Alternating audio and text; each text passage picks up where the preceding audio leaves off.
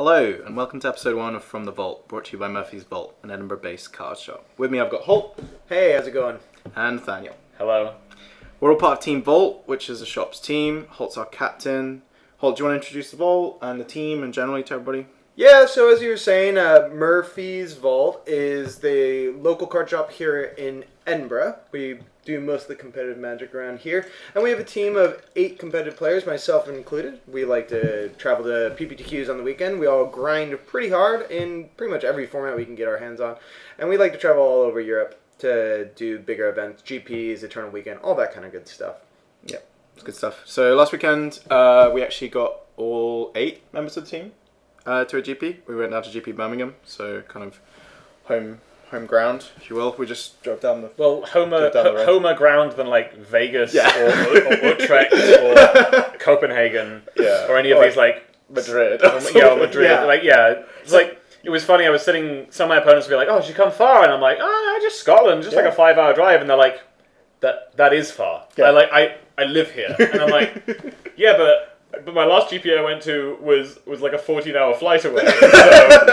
So I just had to get in a car for this one. Yeah. But it's so true, because like, it's, I don't know, I'm so used to, going to a GP and then you sit down and they're like, where are you from? And you're like, Scotland. And they're like, what? Where even is that, you know? Whereas, it was Most just of my like, opponents have known where Scotland I don't is, know what I mean, but like- maybe I'm at higher tables than you. Pretty sure. I think there is something that's really cool though about the Scottish community, because I think that's what we're talking about right now, is that not just here at the Vault, not just the team, all 8 of us went down, which is awesome obviously, but it's also just from other shops, tons of Scottish players make it down whenever there's a British GP, which is there normally was a England. really big contingent of Scots. Yes. Which is like a really good thing for community It's spirit. really I think. cool, yeah, because the community is quite small, and actually, like, there was a couple of people there, even somebody I played against, he was from Arbroath, but yeah, I'd never met him before. Yeah, so it's really cool. Whenever anyone The guys asks from me, from Ayr, Yeah. whenever anyone asks me like what the Scottish community is like, because people who like grind a lot or are part of their competitive communities in like other countries in Europe, especially, and in America, I was answering these questions as well, and they're asking like, what's the tournament scene like? I'm like, it's not huge, but like, and like, you know, it's the kind of thing where you go to 3 PPTQs and you'll have met most of the good players who consistently play PPTQs. You won't have met the guys who like don't play PPTQs, obviously. But it's not. While it is quite small, there is a fairly reasonably dedicated like group, I think, of like core people I would think of when I think of competitive Scottish Magic. Absolutely. And it's also, I think there is a phenomenon of, it's quite tightly knit. We all show up and we're all like, oh, let's go to, when we think about the English GPs, because we haven't had one in Scotland, we go down there and it's like, it's like playing on home turf a bit. And everyone else is kind of like, oh, you traveled from ages away. Or even some of our European opponents might not even know where Scotland is or how far away it is. And we're like, oh, it's super cool, it's 5-hour drive. They're like, I mean, I took an hour flight here. You know what I mean? Yeah, I mean, absolutely. It was actually the first GP I've driven to. Oh, really? Yeah, because otherwise I've, Oh, you didn't go to Manchester, did you? No, you were in No, I Manchester. did. Did we drive to Manchester? I thought, but I did. Yeah, I did as actually do not recall how I Dan got to Manchester. Dan fell asleep and then woke up in Manchester. No, I actually don't remember. That's really weird. You like day 2'd Manchester and I everything. know. And then Holt day 2'd like barely, and then like crushed day 2. Wait. Well, I think I might have been with James. I can't remember. Maybe I was coming up from down south. Yeah, I think you I were. can't remember. That was a while ago now. That was Yeah, a while it ago. was. Yeah, It was a very long time. I was just about to say, I think the first one I ever drove to was the only American GP I've been to, which was Vegas. Which is your first one? Vegas 2.5 years ago? 2015, right? Yeah, so it's 2 years ago. Yeah. Man, I'm not spraying chickens anymore. Well, I guess we still are compared to a lot of people. But I don't think we're going to claim to have been playing Magic for a long time when people that we know have been playing Magic since literally revised. And we're not quite jaded yet. No. I feel we still got that enthusiasm. We still enjoy playing the actual card game. Yeah. So Birmingham, last weekend we had all 8 of us there. We came down in 2 cars. I think Alex flew actually. Alex flew, yeah. But how was your tournament? So let's start with Nathaniel. What do you want to talk about? My tournament was okay. It was slightly disappointing. I was 5-1 at the end of round 6 and 5-4 at the end of round 9, which is obviously not really where you want to end up at that point. I'm okay with it because I think that any time you like I personally considered it like a failure and a disappointing result, but like anytime I can walk away from a disappointing result with like, okay, but I know why. Yeah. I know what I can do in the future to fix it. And like I knew what caused like what the problems in my play were and how I can moving forward like address that. And so I'm like okay with that.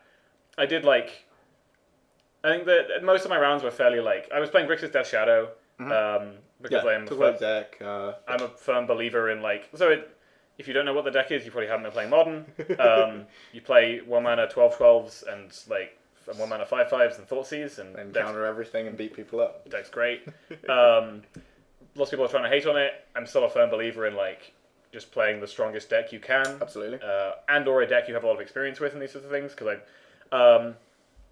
an indicator of this was like my round 9 opponent was playing Black-White Smallpox. Yeah. Which is like absolute nightmare matchup for Death Shadow. I was mulliganing for game 2. I'm mulliganing to 6 and I'm trying to think like what 6 cards could I look at that could possibly actually mean I win this game.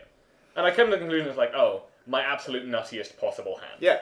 It's like nothing else really beats what he's doing. He's playing basically every card in Modern that's really good against me. And all of the stuff he does like blows me out. Yeah.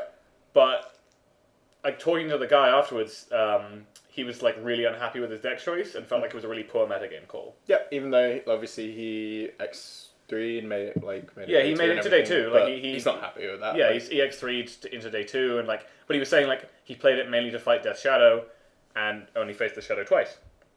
And I do think that like that's an aspect of Modern is like I'm much more happy playing the deck that's playing just the strongest strategy that I'm the most comfortable playing because like you're just gonna. Not everyone is going to be playing the best deck. People are going to be playing random nonsense, and I just want to beat them. Absolutely. I think it's a good opportunity to talk about Grixis Shadow in general and how we feel about it as a best deck, and generally like the general consensus from most people, even like people who just get absolutely wailed on by the deck, is that it's a good best deck to have in the format.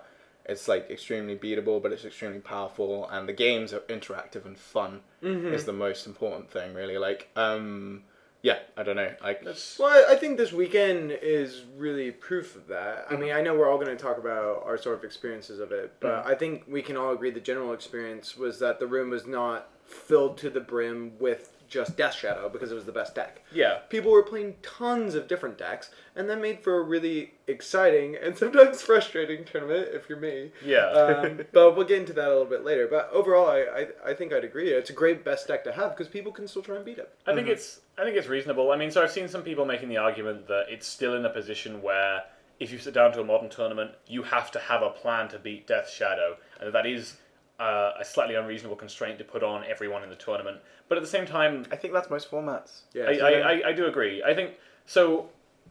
People saying this is the best deck, but it's a fine best deck reminds me a lot of Miracles and Legacy. Yep. Where people used to say, yes, Miracles is the best deck, and I think Miracles was the best deck by a wider margin than Grixis Death Shadow is, which is why this isn't a perfect comparison. But people used to say, oh, Miracles is the best deck, but hey, at least it's a fair deck. Right. Like, we don't want the best deck to be Storm, because the best deck is Storm in Legacy. That generally means that your format's kind of shit, because everyone's dying on turn 2, and you've got a bunch of Storm mirrors, and it's all like, maybe there's some people who really like the idea of that format, but it's probably not a healthy format. Absolutely, you want a deck, you want the best deck in the format to be fostering like healthy gameplay that allows people to try and like, oh, well, I'm going to play Storm to try and get under them. But like...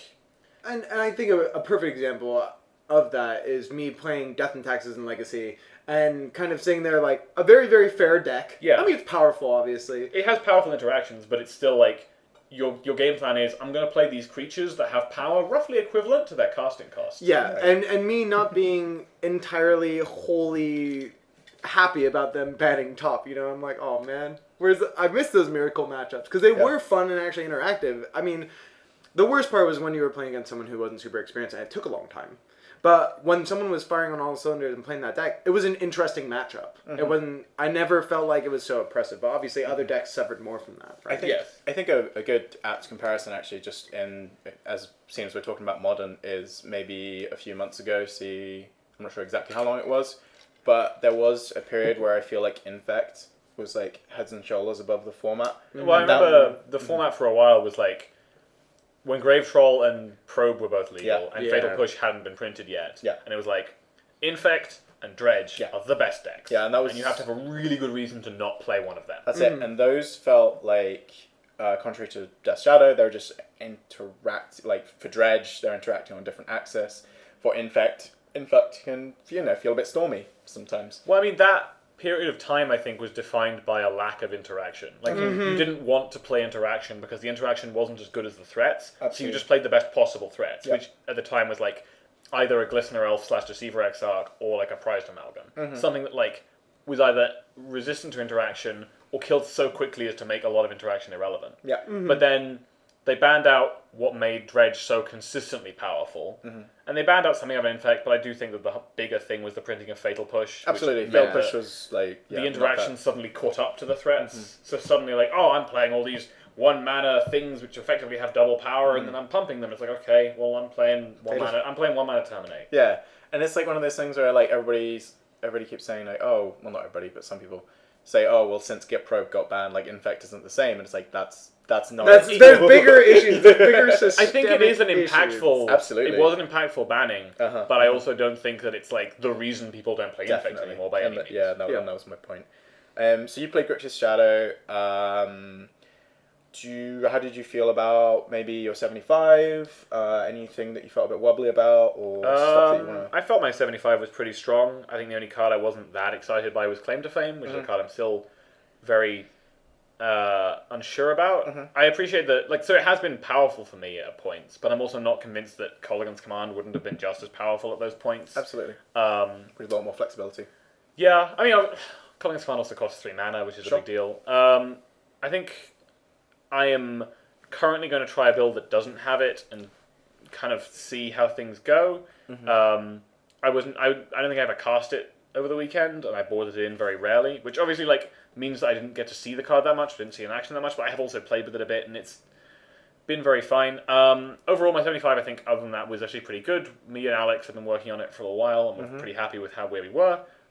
We were, for anyone who's like really into Death Shadow, there were like slight variations in builds. We were playing Dismembers instead of Terminates because it allows you to just be more mana efficient and have less color requirements. And sometimes it's like really insane Searing Blaze style effects where you're like, they have like a Tarmogoyf that's like a 4/5 and you have a Death Shadow and you're like, dismember your Tarmogoyf, hit you for 9, and they're like, I thought it was a 5/5, I don't know what's happening. We were playing 2 Jace Vryn's Prodigy in the sideboard as cool. JVP? Just a grind tool. We found a lot of people trying to grind with us post-board, and we wanted something that grinded a bit harder. And I found the card to be good both when he turns into a Planeswalker, obviously, and also at times when my opponent Perfect Looter's just great. Yeah, my opponent plays like a Rest in Peace, and I'm like, oh, well, about a third of my cards are now bad.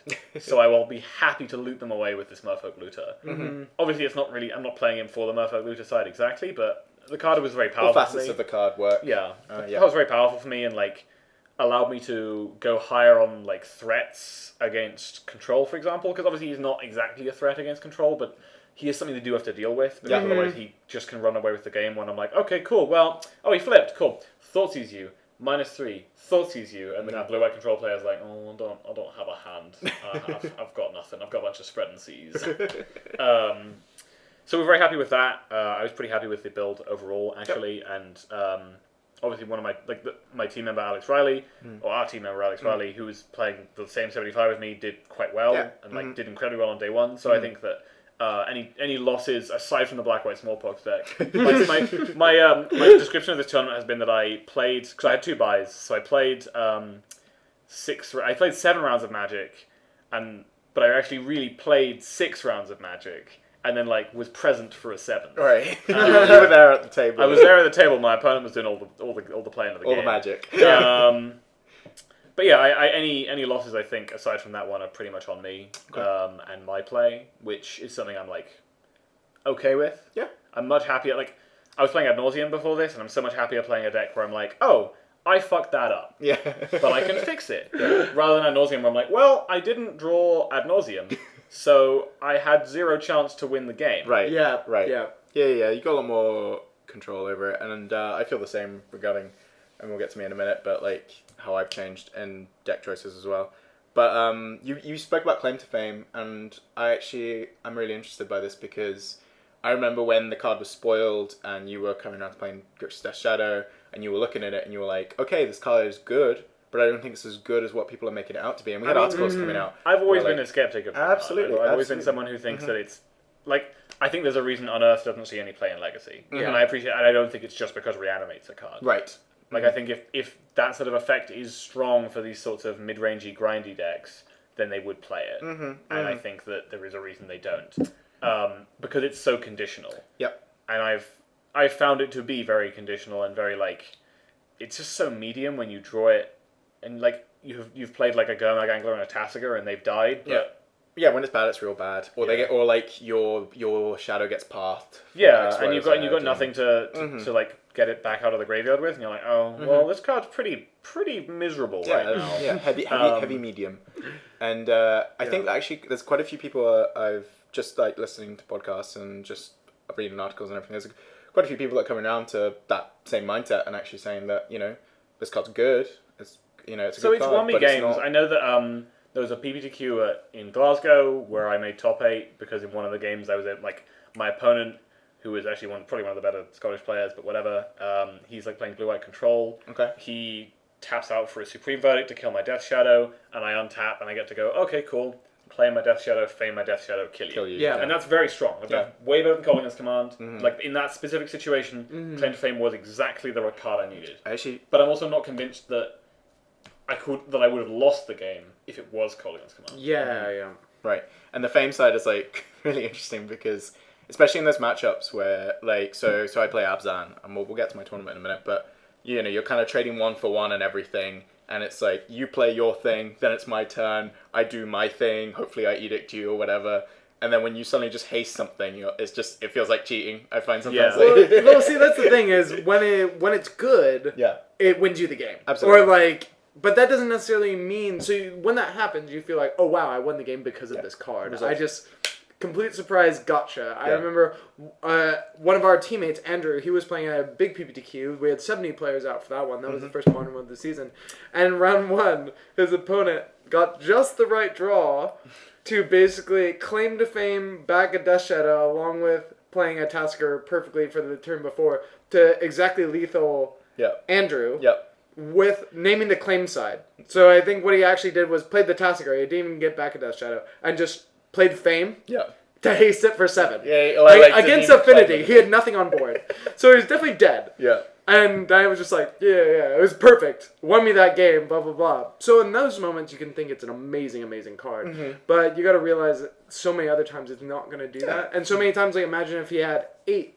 Life instead of the 7 or 6 then or whatever. He just kills you on the crackback. Exactly, and the card did nothing. You know what I mean? So I think it's one of those. I mean, I don't think it's bad, and I don't think it's wrong necessarily to have in some builds of Death Shadow. For example, there was a build that we were playing earlier with Sleight of Hands in place of some of the lands, so that basically you just don't flood out as much because the worst thing that can do is flood. Yeah. Because you have Tasigur, but it's a really bad Tasigur deck. Yeah. Like, I've almost never gotten a good card back off of Tasigur. Well. Like, I always used to get scared when I was... Sorry to interrupt, but I always used to get scared when I was playing against Death Shadow and they start grinding with the Tasigur, and then I found that I could have just always give them irrelevant They're things. so bad. Tasigur's so bad. Yeah. They just give you back, like, Hand Disruption when they're empty-handed, or, like, Stubborn Denials when they're playing Death and Taxes. Right. And you're like... Well, I mean, I guess someone else will through the path, but like whatever. They give you back irrelevant cards so much of the time, right? Especially because like they'll give you back a Thought Scour, and you're like, well, I can't really cast this, and I want to because I need to draw the card. But then they'll just give you Thought Scour again, or they'll give you one of the shitty cards that I mill off of Thought Scour. It's really hard to control your graveyard in the same way that like Grixis Control does, for example. So your flood control is really quite bad, and so you really flooding is very bad. So you play like there were like 17 or 18 land variants that were playing Sleight of Hands. Okay. And when we played that, we played Claim to Fame in the sideboard instead of Liliana the Last Hopes. Okay. Because we felt like our build would commonly get to 2 lands and then stop, rather than 3 lands and then stop. Right. And so we didn't want to be in the position where we were sitting there with like 2 Lilianas in hand being like, yep, well, this 3 mana card's real good with my 2 lands on the table. I cannot cast this at all. Yep. Whereas Claim to Fame allowed us like, not quite the same effect, but a similar effect in terms of like, I'm going to like have more threats and I'm going to grind a bit better, but castable at 1 CMC. Sure. Yeah. I hear you. You So I touched think on- it's reasonable to play. You touched on something interesting there, which is just Tasker being this not being a very good Tasker deck. So, I guess my question there is like, why don't you just play Anglers? I imagine there's like a really reasonable answer. I think it's just Tasker costs 1 less mana, and so it's significantly easier to play on turn 2. And like his ability is not totally irrelevant. Okay. And then I was gonna extend the question, jumping off on that, is thinking about Tombstalker. Yeah. I mean, if it Costs 2 mana, it's garbage. and that's the biggest thing. Well, It's not garbage, but like it says so much about how tight the mana is in the deck, though. To say that to give Gurmag Angler flying is garbage for 1 mana.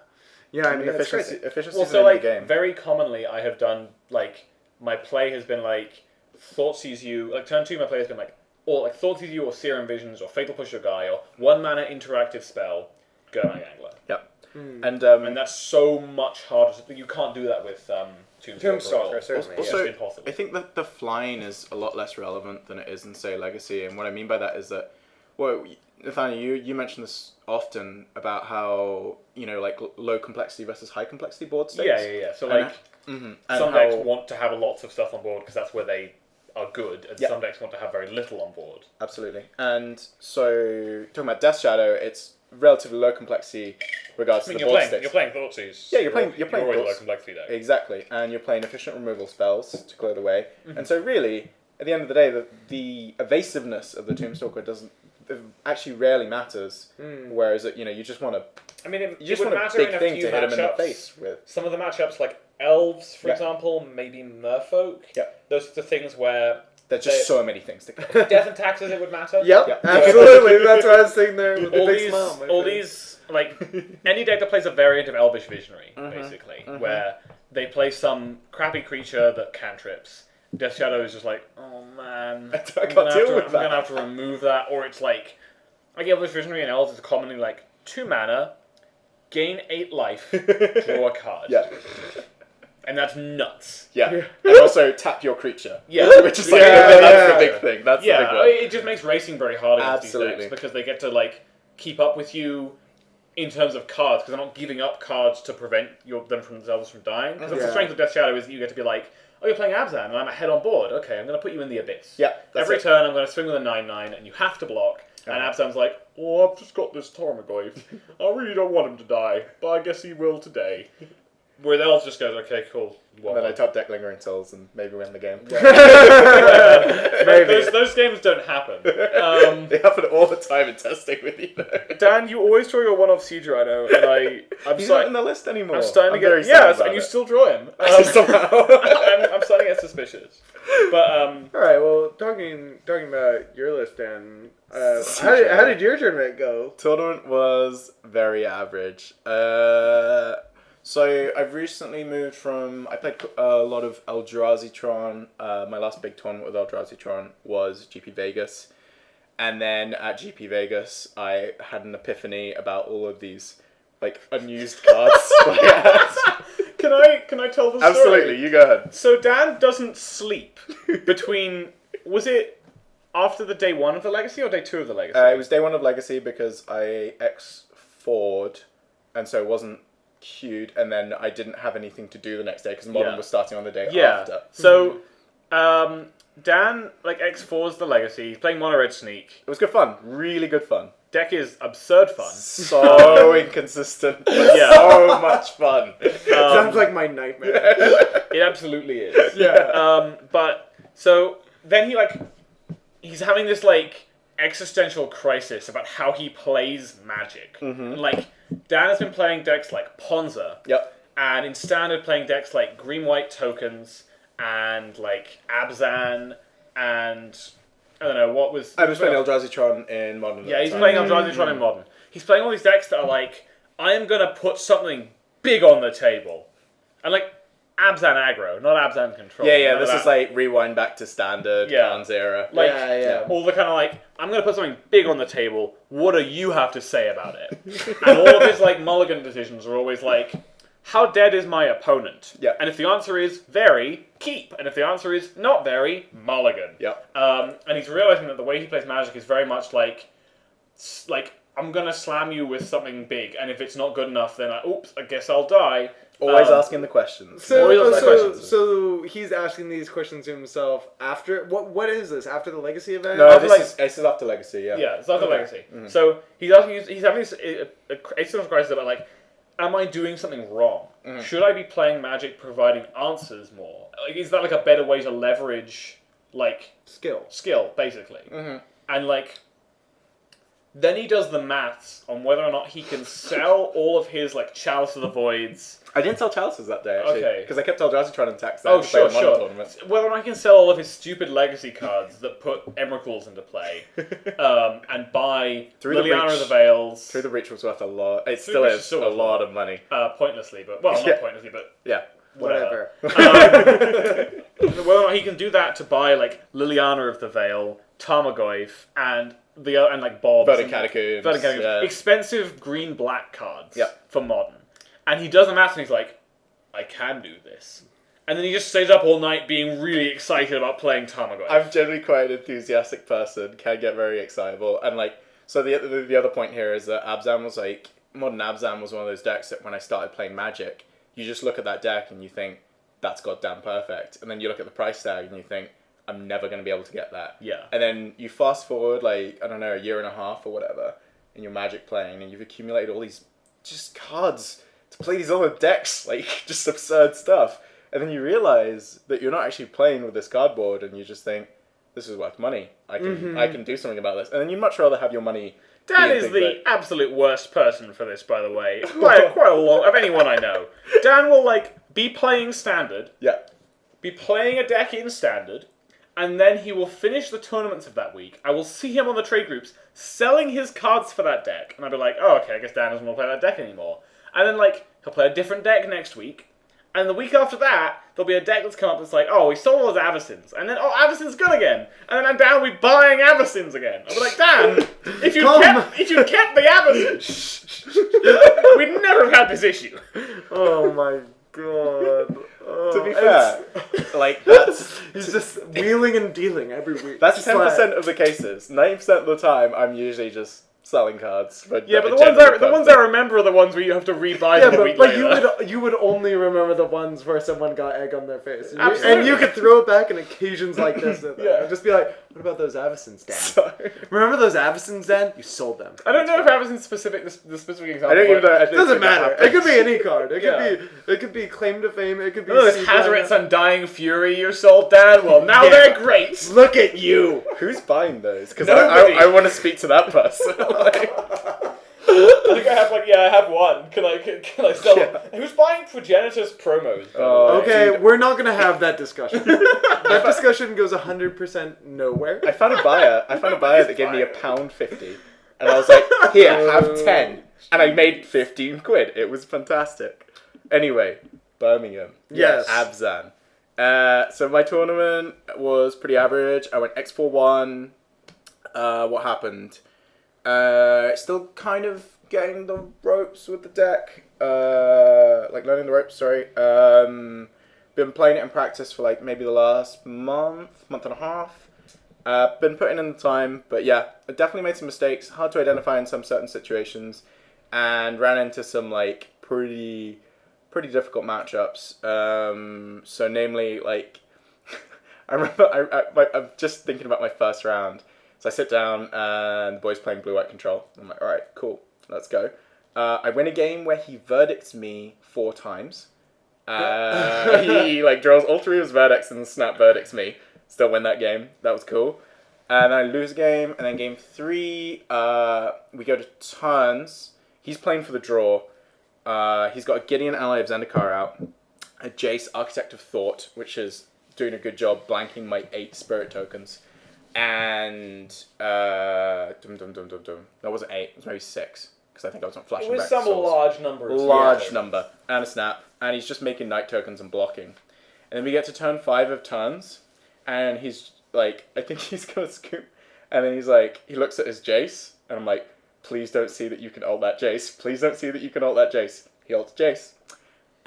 So for those not familiar, Jace Architect of Thought's wording on his ult is: search your library and your opponent's library for a card in each, you can cast them. Yeah, it's kind We of had isn't it like bribery, but for people? Yeah, but we had to get a judge because he wasn't sure if he could look at his library, then look at mine, and then go back to his and make a pick. So I've never had that situation before. Right. Turns out he can't. So he finds a card. He gets a cryptic, and he gets a siege rhino from my one of siege rhino. And so he puts me in a sub 10, and he's got a lot of power on board because he's got the Gideon Allies Zendikar. He's also got a snap. But I've got this shambling vent. So I'm like, okay, so if he cryptics, taps all my creatures down, and bounces my vent, I'm just like, Desert Dodo. Right, cool. Let's hope he doesn't do it. He taps all my creatures, doesn't bounce my vent, draws a card. I'm like, alright, cool, we might be in this. I start doing the maths. I'm like, right, cool, if I block here, I gain 2, blah, blah, blah. This all looks good. I'm going to be on 1. We're going to get a draw. That's not what we want, but whatever. It's better than a loss. It's first round of the tournament after a single bye. And he swings out, and I animate my vent. I hope to God that the one card in his hand that he drew off the cryptic isn't a puff. Is not a puff. He's like, can I block? He says yes. And I go to block, and I'm about to block, and I'm like, Gideon prevents all damage that would be dealt to him this turn. Yeah. And I'm like, I extend my hand. So that was pretty rough. It was pretty funny though. And then the rest of the tournament, I think we beat Jund, lost to Tron, very nice fella from our broth. We had a good Traditional chat. Tron or Eldrazi Tron? Red green Tron. Oh, good old traditional Not Tron. even green black Tron, just Grove of the Burn Willows, baby. And but that guy had it. We had a good to and fro where he worm calls me, and then I fulminate and mage him off Tron. But he has a worm coil. He has a worm coil, but Yeah. I have got parts of my deck at this point. Okay, We do sure, have sure. outs, and I am actually racing the worm coil because my board state's very good, and he decides that he wants to race me, but I've got lingering soul tokens. That's an album name. Racing the worm coil. Racing the worm coil. He then has the worm coil. I have 1 lingering souls tokens back. I swung into a walking ballista, so he kills the other 2 lingering soul tokens that I left back, but I left 1. I'm on 6. He's got the worm coil. I'm like, right, cool. I just need to survive this one turn, and then I can kill him, basically, or at least like have him stop swinging at me. And he draws his last Tron piece and plays Ulamog from his hand to exile the spirit token, which I felt was a bit unnecessary, but yeah.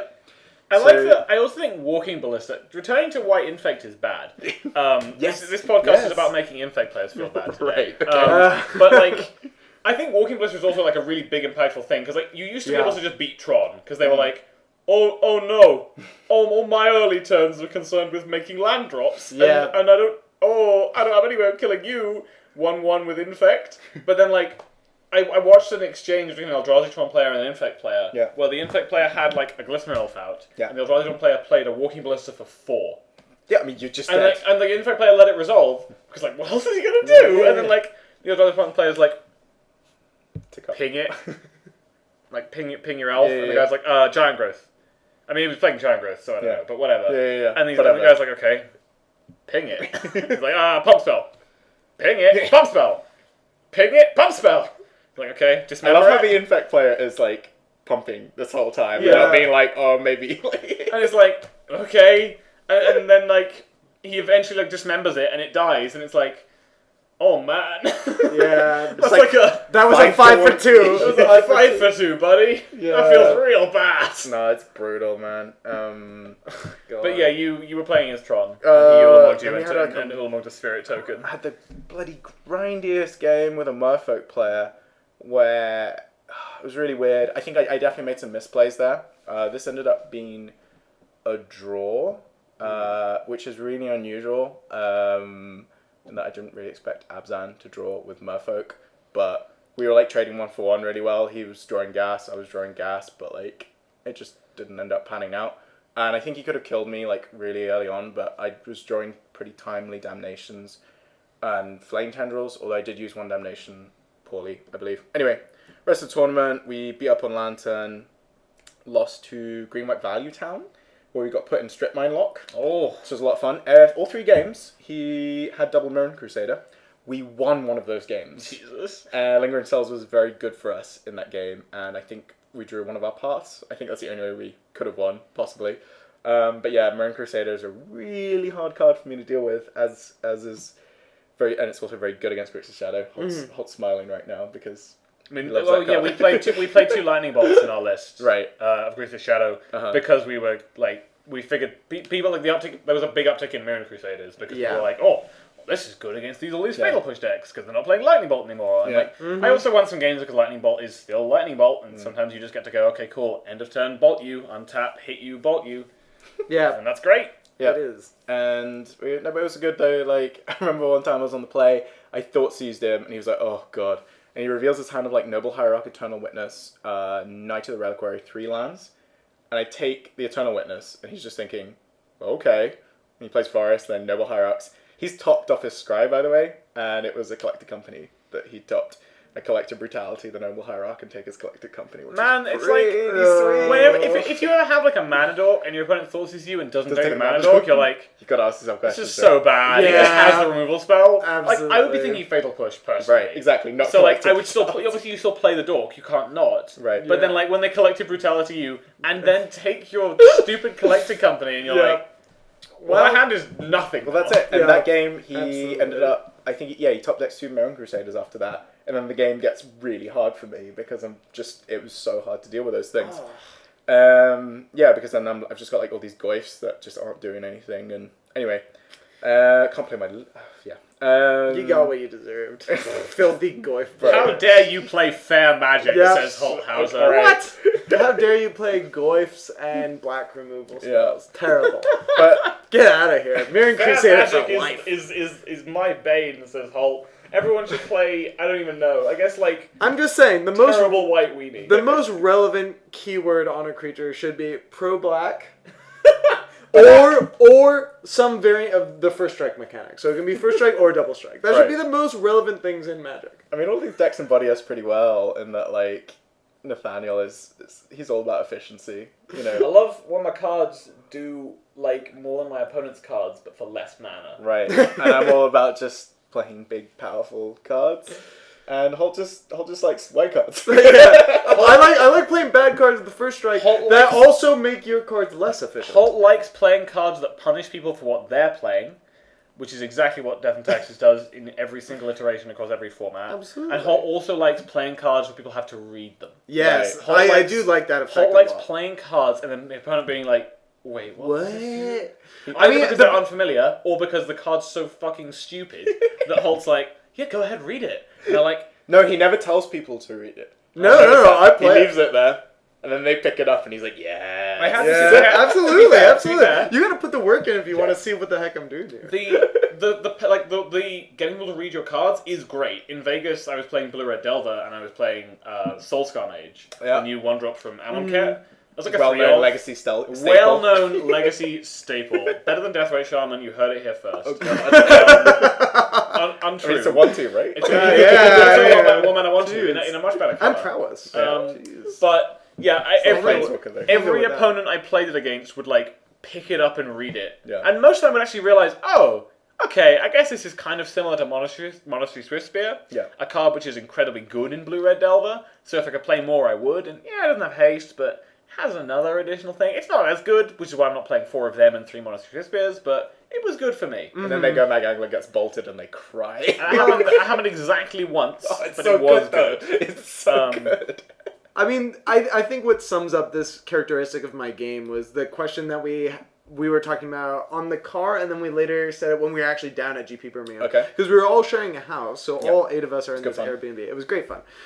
But we kind of like went through a series of questions, and one of the questions I asked everyone is like, okay, think of a card that you really, really like and you wish was good, Right. that you wish you could like play in a competitive deck, but just not good enough. Right. It's never going to be good enough. And everyone went through variations of cards where everyone's like, oh yeah, that's a fair point, it's almost there. And we were like, Holt, what card would you play? And I said, Acolyte's Reward. Oh, God. And everyone was just like, I've already forgotten what that card is. exactly, I have no idea what that right, card cool, does. And I'm just there like, yes. Okay, so Yes. for the benefit of the listeners, and apparently us who have already been I told legitimately have what forgotten what this the does, card what does does. Acolyte's Reward So do? Acolyte's Reward is it's 2 mana, so it's 1 colorless, 1 white, Okay. for an instant that says target prevent the next X damage to target creature where X is equal to your devotion to white. God. And then deal that much damage if it was prevented this way, to target another target creature or target player. So it's kind of like deflecting palm, but you put it on a creature equal to your devotion to white. Jesus. And I'm sorry, it is the most hilarious thing to have a board state of white creatures. They swing in with their significantly bigger thing, and you go, Acolyte's reward on my creature, and they're like, what? My devotion is 6, and they're like, God, okay, whatever. And then you're like, right, I'm going to redirect it to your face. Because that was the beatdown. Yeah. They look at their life total and they're like, 6. And they're like, did I just get burned out by mono white? Yeah. Yeah, I like that feeling. I don't care what anybody says. I'll never be able to do it. It's a terrible, struggled terrible to come up card. with cards that I wanted to play that weren't good. Yeah, because, I mean... I just really like cards that, like... Do you know what my answer are just, was? like, efficient. My answer was so boring. It was like Fleece Mane Lion. That card is so good. Yeah. Like, it's like strictly better Watch Wolf, and that's like great, but I'm just like, I just think about like when I first started playing Magic, and I looked at Fleece Mane Lion, and I was like, you and I, we're gonna have some good times. Card is strong. No, it was very good in the stand that it was in. Absolutely. Obviously. It was a good standard, good times. Tournament. We lost to Eldrazi-Tron. We got all this dusted.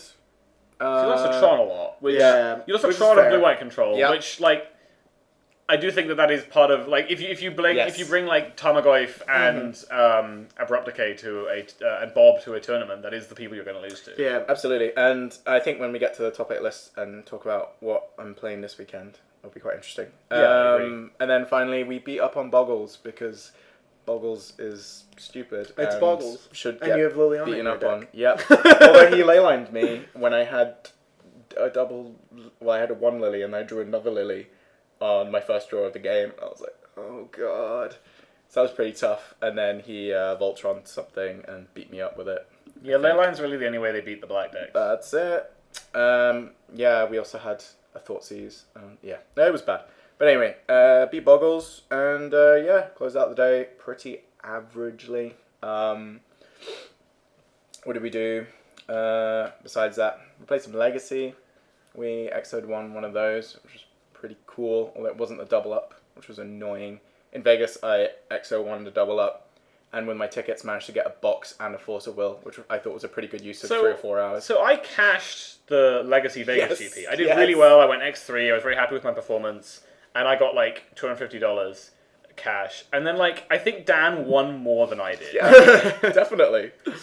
Playing like random side events. Yeah. And I'm like, man, I worked so hard. Yeah. I played so much Magic, and I got less than this dude who was just like, I'm gonna sneak attack you on turn 2. Oh, I did it. Oh, do you want to draw? Yeah, let's go. It was good. Although, just rewind you to that tournament. That was a really good performance from you because that was your first Legacy My tournament. first major Legacy event of any kind. And you X3.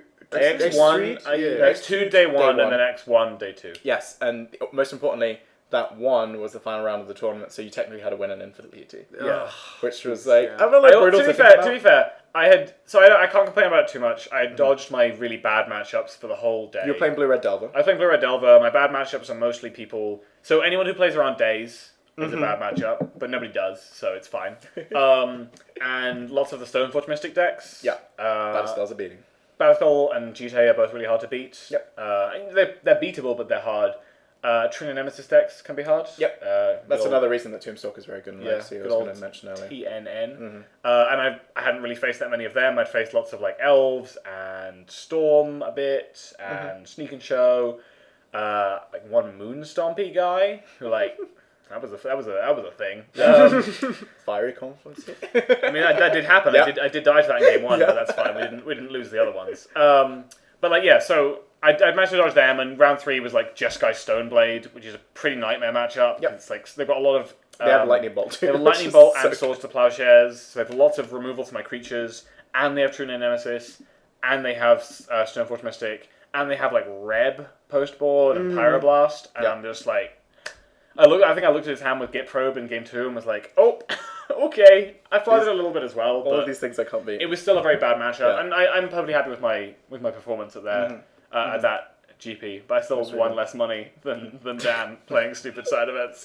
That's So like good. that's like first world problems. I think it's like dang, I 12-3'd that GP. Kind of, but it's like why did I bother? Why didn't I just play side events all day? Well, well. I mean, You obviously, got I some know going the for answer. glory. I know the answer because, like, I'm not interested in just winning money. Yeah. I want, like, pro points. Obviously. and Sure. invites. And you got to 12 through your first Legacy tournament. Which is good. Pretty pretty awesome. badass. So, Holt, how was your tournament? How was your GP? Yeah. Well, I think my GP experience is kind of summed up by... So we had Alex and Nathaniel who were on the efficiency plan of let's play the best deck in the room and let's go for it.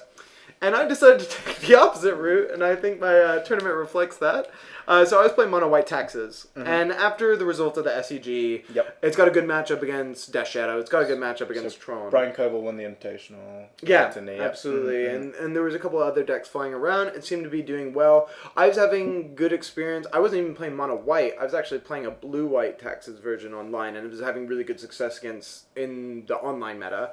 And I was like, you know what? Let's leave this up. I think this is a good call. I'd been playing some Death and Taxes before as well. I won that little... we had a little event up here for Legacy, so I've been playing some Death and Taxes, and I won that. Yeah, mono white. Yeah, so I went 3-3 at the BBTQ beforehand, which was like pretty medium. That was okay. And then on the Friday, got in there first thing in the morning, played an early bird, even though I had 2 buys just because I wanted some practice. And I went 4-0 in that, and then ended up scooping to another Scottish player who didn't have any buys. So I was like, okay, that can work. And he was playing taxes as well. So I'm going into this tournament feeling really confident. You know what I mean? I've been playing well. I've been playing tight. Let's do this. Then we get to round 1. So round 3. Round 3. Yeah. You're round 1. I have two buys. Then I get to round 3. And it's Titan Shift. And I'm like... There was a lot of time shift in the room. Tons in the room. We'll get to that later. And if you play taxes, it's a terrible matchup. Because they basically sit there and go like... Well, you're not fast enough to kill me, so unless you have an Arbiter, I'm just going to play a bunch of lands and then prime time you, and then Valkite you over and over again. Yeah. So you really have to have something early, interactive, that's going to prevent them from doing things. Luckily, I win game 1, actually, from a quick Aether Vial hand and a double Arbiter hand. Right. Where he just never gets to search for anything. Yeah, he dies on 3 lands. I was able to Flicker Wisp one of them because he angered. Ooh. But the next 2 games, I get absolutely stomped. I'm like, oh, well... Matchup lottery, that's part of Martin. We're happy with that. We're playing taxes. We're X1. Let's keep going. Exactly. You have some bad matchups. Round 2, I face Storm, and I'm like, all right, well, this matchup is also not great. Game 1 can be fine. After that, you kind of have to they kind of have to whiff a little bit. You know what I mean? It's not a favorable matchup. And we were saying that like Thalia is actually surprisingly not as effective as you might think against Modern Storm compared to like Legacy Storm. Because they have all the cost reducers. Yeah, so exactly. They get 1 on the table, and it's like you don't have a Thalia, and they get 2 on the table, which isn't super unlikely, and it's like the same as if you had never played Thalia, so who cares? Mm-hmm. And basically, you know... Since we're doing a tournament report, I can reflect on my bad beats. Right. But basically what happened was I had the great start of like Leonin Arbiter, Thalia, and I had some 3-mana dude. It was either a Flicker Wisp or something else, and I had an Aether Vial. Great start, and that's the type of start you beat Storm with. Yeah, you keep that hand, and go for it. He's looking uncertain. I've stripped mine all of his red sources away, and he looks at the top, at end of turn he gifts. He has a Burrell on the field and another Dork. And he grabs 4 red mana sources, basically. I have to give him a red land, and I'm like, okay, that's fine. He fetches, gets a thing, peers through depths, and he's looking pretty panicked. And he looks at the last card and he goes, that'll do. Okay, grape shot? And I'm like, oh, okay. He blows up my entire board, absolutely wrecks me. It goes off the next turn. The next game I mulligan to 5, so lose the Storm round 2. I'm like, okay. I'm sure it'll get better. Round 3, I face the Black-White Eldrazi deck, which, again, it's not a nightmare matchup, but it's a Lingering Souls deck. Lingering Souls is really good against fair decks, and Death and Tax is a super fair deck. We have a tight game. Yeah, we have a tight game round game 1, but he sees like 3 Reality Smashers that I have to deal with. It's tough. And he sees a Lingering Souls. And game 2, I mulligan to 5, and he goes Eldrazi Temple pass, and I go, oh, okay. I guess I have to play this Thalia. I have this path in hand, but I mean, I don't think I can play. Like, I've played enough Eldrazi and Taxes to know you always lead on the Temple just in case. I can't just count on him to have the Thought-Knot Seer. Yeah, right. And he just goes, Temple, Thought-Knot Seer, okay, takes my path. He goes turn 3 Reality Smashers. So it's like, all right, well, we're on Josie Wonder, boys. I'm X and 3 now on the edge after 2 buys, and I'm like, okay, I will admit at this point, I'm feeling a little bit salty, a little bit bitter. I mean, it's difficult. You prep so much for these tournaments, you put so much in, and then you drive down to Birmingham, and it's tough. It's like we've all had this experience, and it's difficult. And I will get into this in a moment. I think it's because I made a bad choice for the tournament, for sure. But in the last round, basically, I played against Green White Taxes, and if you're used to Texas Mirrors, very much, if you have a splash, you have an advantage over the other person. Right. And the main reason, Green White, I think, is better than any of the other Taxes variants in the mirror, like if you're playing against Taxes, and the reason is Gavney Township. Yep.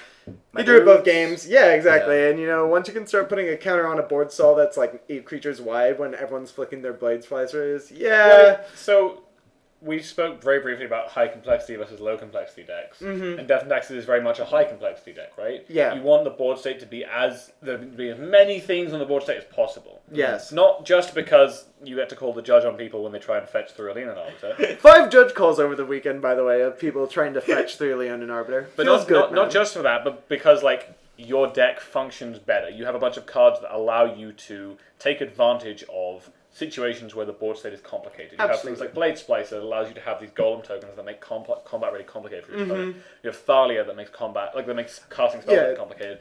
And then the green-white variant basically is the same, but then has the trump card in the high complexity matchups of, but my board is bigger. Yeah. Always bigger, and every turn it's going to get bigger and bigger. So likewise, the Reliquary and that, right? Yeah. And so game 1, I'm mulligan to 5 against Green White Taxes. It's a stomp, and game 2, I'm already unfavored. He draws his, Gavney Township on turn 5. We're both hellbent, draws it, boom, game's over. Yep. So that's me out of the tournament. I drop, I immediately go and do some drafts. I 3-0 a draft after that, so get some tickets there. And then on the Sunday, go and play the PTQ, which was sealed. Had a lot of fun. I went 4-1 in that. Had a bonkers deck, but that's because I ripped, Scorpion Gods and tons of primo removal. It was great fun, though. I went 4-1. Unfortunately, missed out to a struggle to survive. Oh, God. Yep. I struggled my Scorpion God, and I was like, okay, that's fine. The guy had already 2-for-1 him. This is in round 2. And then next turn, I bring it back. I cast it again. He draws, and I just see him turn his head a little bit as he's reading his top deck, and I'm like, what could that be? Oh, jeez. And he goes, struggle it? And he's got 6 lands. Yeah, sure, he goes to the graveyard. I'm just like, yeah, no big deal. And he's like, survive. Let's shuffle both of our graveyards. And I was like, cool, great. And then he proceeds to play the Chaos Maw. And I was like, okay, right.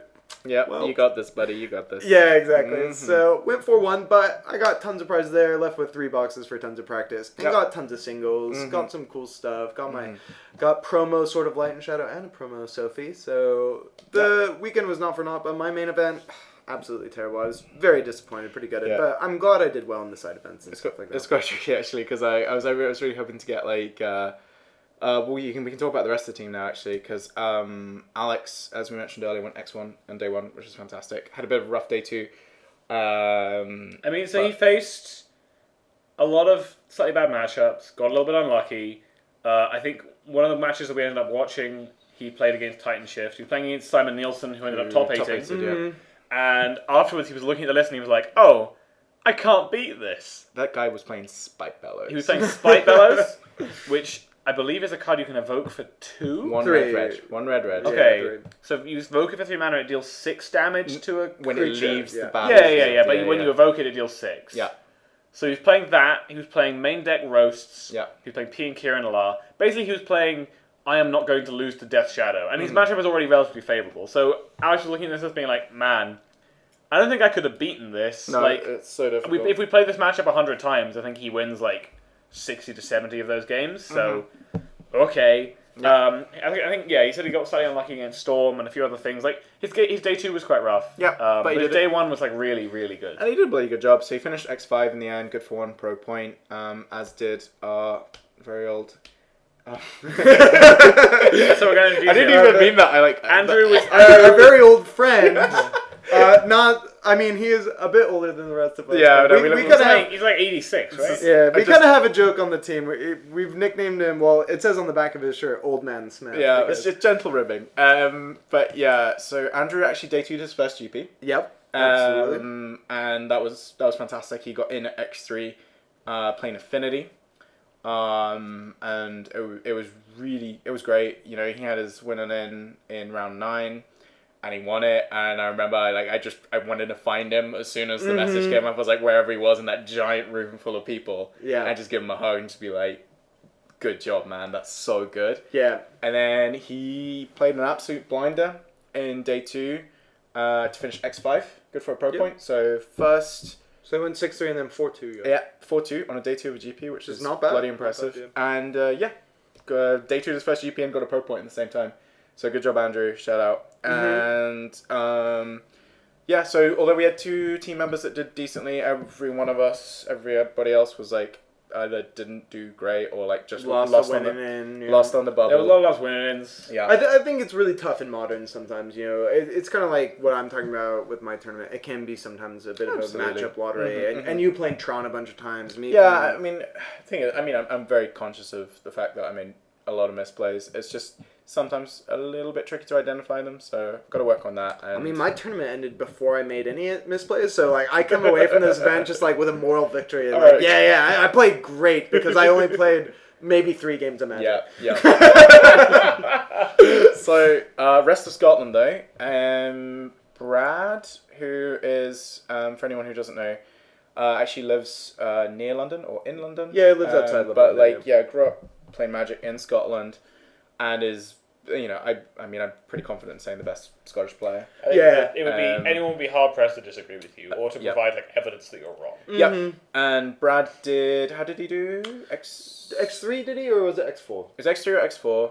I don't know exactly. I kind of was bad at keeping up with how some of the He was Scottish playing players Jess did. Guy Control. Yeah, he was playing Jeskai Control, which I think was a good choice and plays to his strengths anyway. Yeah, Brad's a fantastic Brad always plays something player. controlling. He played Teamer Control at Utrecht, yeah. which was the for like people who keep up with metagames. That was the weekend where Mardu Ballista became a deck. Yeah. Whereas before the metagame was like Green Black Snake, Mardu Vehicles, and like some amount of Sahili. Yeah. And then like some guys. Was it the Axion guys? Yeah. Yeah, the Axion guys from down in London broke it and figured out you could play a controlling, or like a Mardu variant with a controlling sideboard option that just crushed Green Black Snake and still had game against Sahili and suddenly changed It's good in the mirror too. Yeah, and was great in the mirror, and so suddenly changed the format. And he was playing like Teamer Energy or Teamer Tower at that point in time. Tower, yeah. And like did really well with it because And doesn't matter what you play, sometimes you can just win. Brad's played a If great you're year. I mean, there's a reason why now he's going to be captain of Scotland for the new Absolutely. squad, and Absolutely. he's a fantastic player. And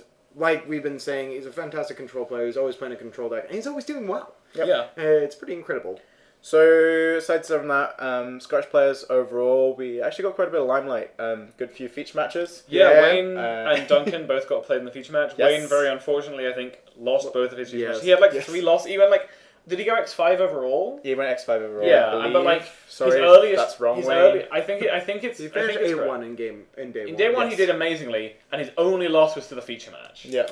Where he played against like a Breach Blood Moon deck or something like that. Yeah. He was playing like a Jeskai Flash style variant. I think. Yeah, with, it was like, Jeskai spell Flash. colours. Playing Geist as well. Geist. Yeah, he was Yeah. playing an aggressive Jeskai tempo list more than an aggressive a Jeskai control list. Yep. And so he lost this feature match there, and he got another feature match later, Yep. and he lost that one as well. But like overall, he actually did really well, and it feels really bad to Yeah. be like, yeah, I actually did pretty well this weekend. But if you looked at coverage, you'd think I was terrible. Yeah. Well, it was also he got some more time in the limelight as well. If I'm not mistaken, he got a interview He had a with good chat Rich. with Rich. Yeah. They Rich. talked about his deck. Yep. I didn't get a chance to see it. Have either of you guys? No, seen it? I didn't didn't. I've manage not to. actually gone back and watched coverage, but because Duncan got a feature match as well. Duncan Tang got a feature match too. Yeah. So Duncan finished X4. Roundabouts there. Four, I think three, he went three, X4, X3, yeah. I remember being outside with talking to Brendan Balfour, another Scottish player. We were both in the PTQ. Brando had actually driven down just for the PTQ because he works at a shop in Glasgow. Yep. He works in West End Games, so he couldn't make it to the main event. And I remember both of us being actually pretty disappointed when we heard that Duncan lost, so he wasn't going to be making top 8. It's pretty brutal. No, it's brutal. But I mean, he played. So there's a couple of reasons we would want Duncan to make top 8. One, great guy, very good player. Again, one of the top players in Scotland. Like, good friend.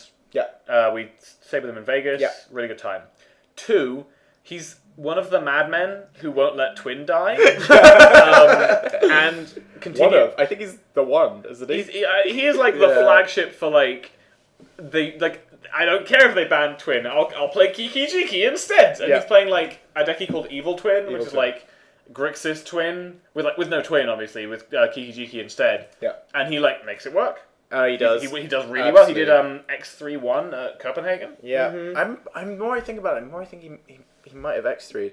I'm gonna look it up, but talk more about the list because I remember when we laid it out on the kitchen table in Vegas. In Vegas, he was playing it, and he like asked us to make a cut, and there was mad things like a main deck Keranos. Yep. And we're looking at it, we think the cut is Keranos, and before he comes out of the bathroom and he's like, all right, tell me what the cut is, and before you say, I'm not cutting Keranos, and we're like, why not?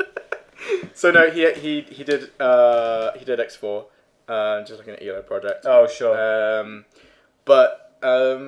Great tournament, and I saw a couple of people like tweeting him, just being like, "Yo, can we get your list?" People are really excited when something that's not like the established decks does well. Yeah. And Duncan is a very strong player who's been playing this style of deck for a very long time. Yes. He's top 8 in RPTQ with it, I believe. Yeah. And lost like a heartbreaker round to Dredge. Like he ends up getting killed by Narc Amoebas because he never draws a red source. That was to Autumn, who's a really, really, really good English player.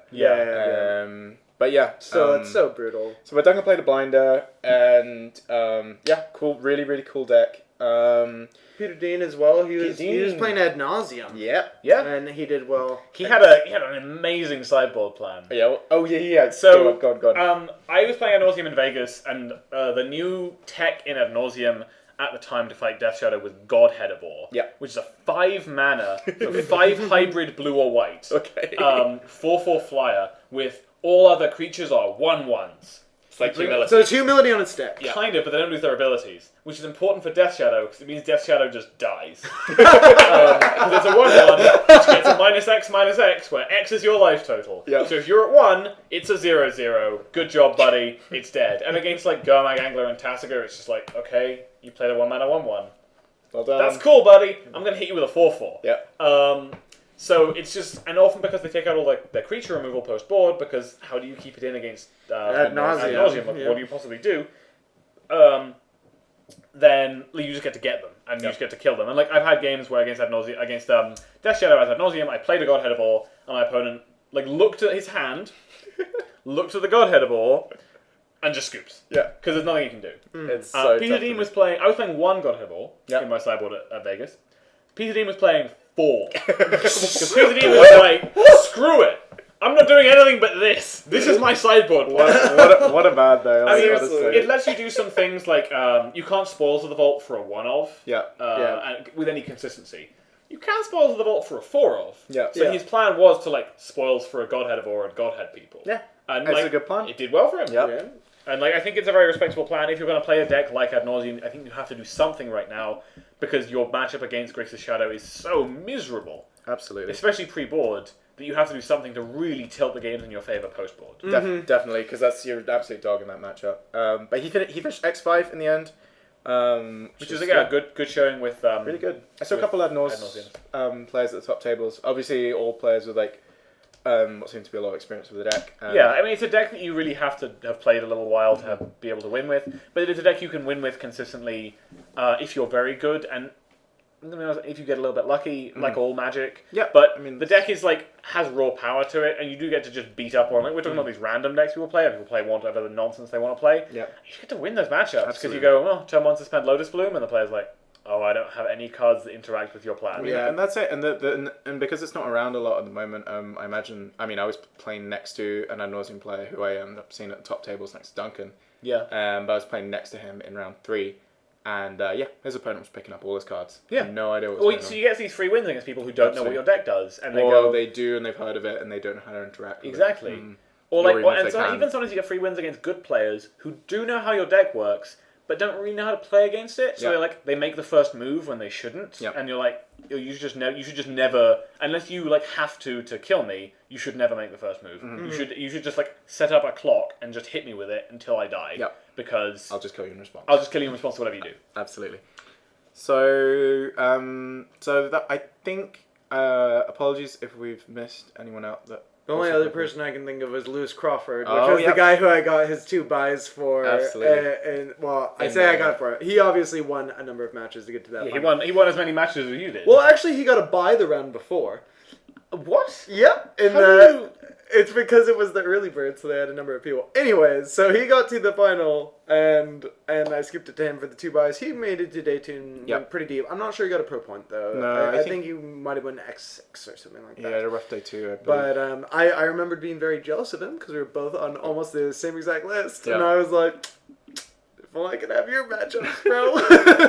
But shouts to Lewis as well. Good job. On the topic of weird buys, Yep. can I briefly discuss my PTQ experience? Okay. Oh yeah, God, right, cool, go ahead. My PTQ experience was a very odd one. So I'm like, going into the PTQ, I've been saying before, like, if I play sealed this weekend, I'm going to be disappointed. Because the PTQ was sealed, and I didn't want to play the PTQ, I wanted to play day 2 of the GP, obviously. But we kind of messed up, so now we're here playing sealed. Okay. My pool's actually pretty good. I spent a little while building a good multicolor green deck, which for anyone who doesn't know is probably the best deck you want to be in the sealed format. Yeah. And my first round is against a guy who is very, very slow. And it gives me the impression that he's quite new to Magic. Right. Something new to be playing a PTQ, like reading all his cards, doing everything very slowly.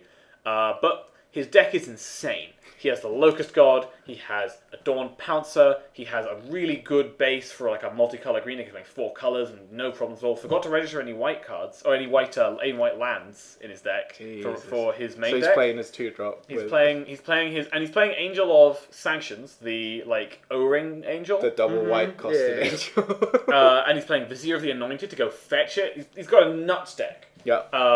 And I managed to battle through all of it in game 1, but it takes me a while, and by the time I realized that actually his slow play has probably cost us the ability to play 3 games, it's like too late for it to make any difference for me to call a judgment. So I'm like, okay, cool.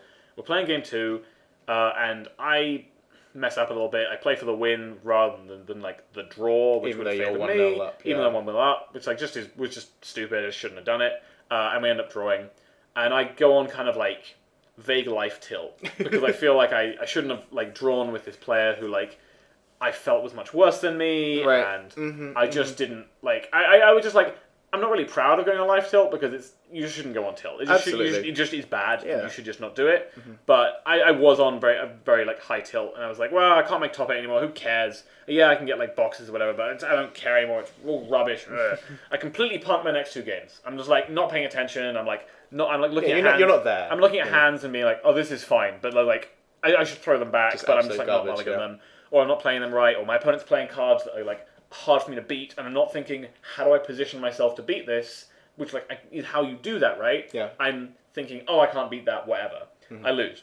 My opponent reaches for the match slip, looks at it, and goes, "Wait, what's your name?" And I'm like, "Oh, Nathaniel." And he's like, "Oh, this isn't me." So my opponent has sat down at the wrong table, and so in the eyes of the tournament, my opponent hadn't showed up, and I'd played 2 irrelevant casual matches that I'd lost. Right. So my opponent should have been sitting 1 table to his left, but didn't check that. So both me and the guy to my left got a free win because both of our opponents didn't show up according to the tournament rules. And your original opponent. And the guy I actually played got a loss. Yep. He was 1-0 as well. Felt really bad. I felt really sad for him, but like there's nothing I can do about it. Yep. My life tilt is cured. Yep. Because life is silly and nothing matters anymore. Yeah. And I just got a free win off of nothing. So I went on to like 3-1-1 the tournament, which is good for like 600 tickets. So I got like a box and some Russian Lorwyn booster packs. Boom. If anyone's interested in some Russian Sower of Temptations or a foil Russian Squeaking Pie Sneak, I am your man. I'm not even going to ask you what that does. Please answer the question. I actually don't care. But yeah, but like overall, those first 2 rounds were just so strange for me, and just so like It was just such a surreal That's it. tournament. Yeah. No, the PTQ was it was a weird PTQ as well because they actually did they separated everybody into Flights, yeah. flights. Oh, or that's just how they pods do or it. That's whatever. just the Yeah, That's strategy. not what they did in Utrecht. Are you I sure? played Yeah, I think Utrecht was proper. Utrecht was a pyramid. mess, though. It was They a did pyramid. they did a pyramid structure. I mean, so when they announced these PTQs, the announced structure was 8 flights. When you go 5-0 in your flight, you get to top. Well, they totally messed it up as well because I remember the Utrecht PTQ. They got they gave everybody out their product. We all open and we show our opponent, and they're like, right now register your own pool. And we were Oh, all I remember just- this, and I remember hearing the announcement while I was Yeah. playing day 2 of Utrecht, and then being like, "We have messed this up. Could you get to keep your product? We will hand out some new product. We're very sorry." So we just got free cards, and then my second pool was like so much better than my first one. That's so good. But no, I missed up hitting that on Breakers, I think. But that tournament was good fun. I got to play like all this. It was Aether Revolt Sealed. I got to play all the stupid little artifacts, and then I had the demon guy, Yeah, improvised demon, and Herald of Anguish, Herald of Anguish. and I also had like free Jam Region as well. That deck Yay. was bananas. I mean, Um, God, I'm now thinking of you being on Life Till and like the level of it. Thinking of my Scorpion God, Bane Whip Punisher, Yeah, Hour of Devastation deck, and I remember after round 1 when I showed you it, you went, "Yeah, I guess this is okay." so That was the level. I still think was so your upset. deck was like very spiky in power level. And Yeah, you yeah. described a bunch of great cards there, but you're also playing a bunch of like quite Yeah. bad cards. pretty medium bears and 2/3s and stuff. But Stuff I that just, you don't actually really want to be playing in Seal. absolutely, but I still was just like, "But He's upset. What do I do? How do I make you happy, Nathaniel?" Give me a free win. Yeah. That's the tournament I'm playing. Apparently. Wait, Holt and I ended up playing in this PTQ, by the way. I got slammed by Scorpion God. Dan has incredibly bad luck of playing team members in Jesus. large events. Yeah, Round we're on the 8. bubble, round 8. of GP GP Vegas. Modern. We're both on the bubble. Both me and Dan have had like pretty medium tournaments. We're both 4-3.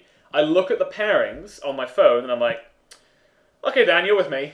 And Dan's like, "What?" I'm like, "Oh yeah, we're playing." There's 3,500 people here. 3,500 people in the room, and we get paired. The 2 random dudes from Scotland who came together on Yeah. the same plane. There's like 3 of us from Edinburgh. Yeah, and then I mulligan to 5 and effortlessly kill Dan in game 2. Oh, we know how this matchup goes. Because then. I'm playing Nauseam and he's playing Eldrazi and it's pretty miserable for him. Yeah, it is bad. We tested that for some reason. We tested it a bit, and like by at the end of the first evening of testing, I was like, This, I don't want to test this matchup anymore. It's there's pointless. Literally no We know point. exactly what the important cards are because we knew what the important cards were going in. We know what happens. We know what games I win, most of them. We know what games he wins, the ones where he draws exactly as many Thought Not Seers as I do ad nauseams. Yep. That's the game. Yeah. How do you sideboard? Basically doesn't matter. More at 11. So, that was Birmingham. It was, I think there were about, 1,700, 1,800 people. Yeah. I think it was 1,700. But it was a great Something weekend like overall, and good job to the guys that did well. And I think overall, although, we only put 2 in We day didn't have 2. any Scottish top 8 players, but I think we Good showing. had a good Yeah. showing from Had a Scotland. good Absolutely. showing. So good job to everybody who did well. The top 8 was pretty interesting. We had a Bant Nightfall Humans To deck. the great chagrin of Ari Lax, who prior to this tournament had published an article where he was like, "You can play any company deck, just don't play humans." Some Champion guy, of the Parish. some guy did well with the humans variant, Yeah. which I mean is interesting looking. It harkens back to the days of Standard, Yeah. when when Bant Humans Company was like the best deck. I mean, it's a Nightfall deck, so it's got the combo out, and rather than trying to grind with, well, not grind, but It's a more aggressive variant. absolutely, and it's just trying to play to both of those, points of victory, where it's either Yeah. I'm just gonna kill you with all these silly little And obviously, synergistic creatures. Knight is good in both of those Yeah. game plans because it's a really big creature Yeah. when you're being aggressive, and it's a And combo it's your piece. combo piece when you want to kill people. Yeah, Deck was cool though. One thing in particular that was really funny was the Vithian Renegades. I've never Oh. seen this card before. I know on the about this. board. Good against robots. Good against Yeah. Affinity, eh? So Yeah. for those who don't know, it's a human shaman, 1 red and a green, 3/2. When Vithian Renegades comes into play, destroy target artifact. Gets it off company. And I knew about this card because I'm building a cube of entirely multicolored cards. I'm really excited for this cube. This card is in the cube, partly because it's like a main deckable disenchant effect or like shatter effect. But I also knew it was a human. Yeah. Because like my cube has some vague human tribal things, and I was looking at how many humans I had, and I was like, "Oh, cool, that's a human." And then someone after me was like, "Yeah, the guy's playing Bithium Renegades," and I'm like, "I know exactly what that card is," and I'm like, "Why?" And I'm like, "Because I'm building a cube." I mean, the Nightfall deck I thought was relatively standard. You know what I mean? Obviously, it's the humans, tribal synergies, you know, champs, Thalia's lieutenants, all that kind of good stuff, and then it has the Knight of the Reliquary. Retreat to Horror Helm combo. Reflector Mage! Yep. Everybody loves that card. Too powerful for standard. Kind of was. I don't know. I miss it. That was cool though. I do a little bit, but I don't. There's plenty of green-black decks on the top 8. Yeah, we'll get to that in a minute. Absolutely, I'm excited about that. But yeah, the Nightfall deck was, it was a human deck, but at its core, obviously, it is a Nightfall deck. It's just going for Aggressive Penchant, which I thought was quite interesting. We had a Lantern Control deck. Lantern Control. Boke. I felt really good killing the Lantern Control player in the earlier round tournament when he plays Glimmer Void and then a Lantern or whatever, and then like I just Abrupt Decay the Lantern and just Stone Rain him, and then he just doesn't draw another land. But yeah, those games are great. I mean, if you're playing Lantern Control is one of those decks where if you're good at it, it can do very well, and it's in this category of decks that I regard as like Ensnaring Bridge decks, where it's like, it's playing Ensnaring Bridge, and then it's playing 56 other cards, which will eventually in some way kill you. Yeah. So we knew a guy in Scotland who plays Mill, which is kind of an Ensnaring Bridge deck. Shout out Hendo. It plays Ensnaring Bridge, and then it will kill you somehow with Mill. In this case, and in this case, it also kills you with Mill, just much slower. Yeah.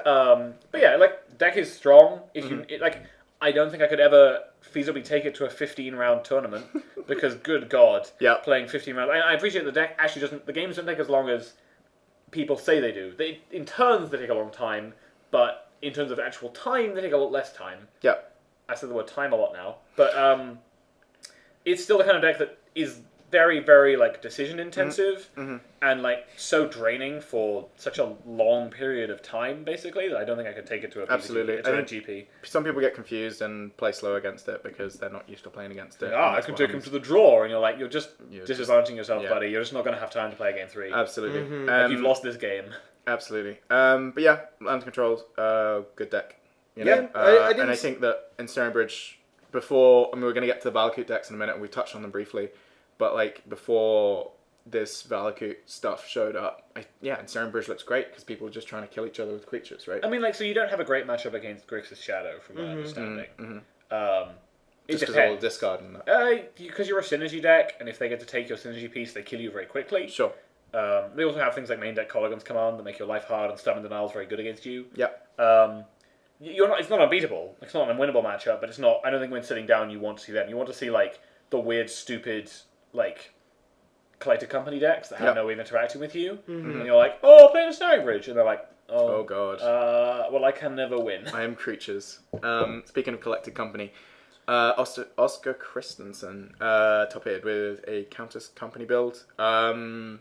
Pretty vanilla, from what I can see. I like the Sigarda. Yeah, I was going to say, the one little bit is there's a Sigarda Host of Herons in the sideboard. But aside from that, it's a Countess Company build, which is a good deck. And, I mean, so it's never really had the success that I think that the strength of the deck would imply before. Because it's the kind of thing where it just kind of recently became possible to build this deck. Sure. And people were trying to be like, okay, well, how many Kitchen Finks should we play? How many Viscera should we play? How much of the old combo should we play versus how much of the new combo? Yep. And obviously the new combo we have to like untap with one of the pieces, but both of the pieces only cost 2 mana and there's only 2 of them.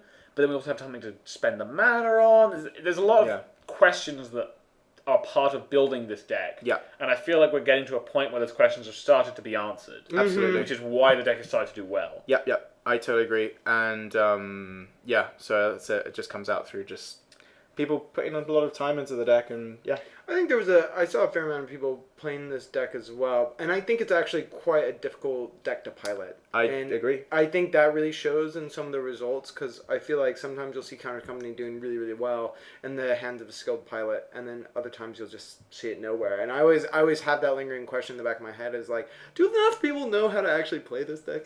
Yeah, I mean, because actually it's a really tough deck to play, or it looks like from where I'm sitting. But I mean, so I've kind of gone off the argument that like, this deck's really strong, but nobody gets results with it because it's really hard to play. Because I think that like, if the deck is strong, good players will find a way. Like, this is like evidence to me. The Counter Company is evidence to me that like, if a deck is strong, good players will find a way to play it. Yeah. Like, to that strength. Absolutely. And then with this particular example, it's exactly as you said. It's just finding the right build as well, and getting used to playing with all of the combo pieces. Next up. We've got the champion. Yeah, overall winner of the event, playing a deck very near and dear to my heart. Yep.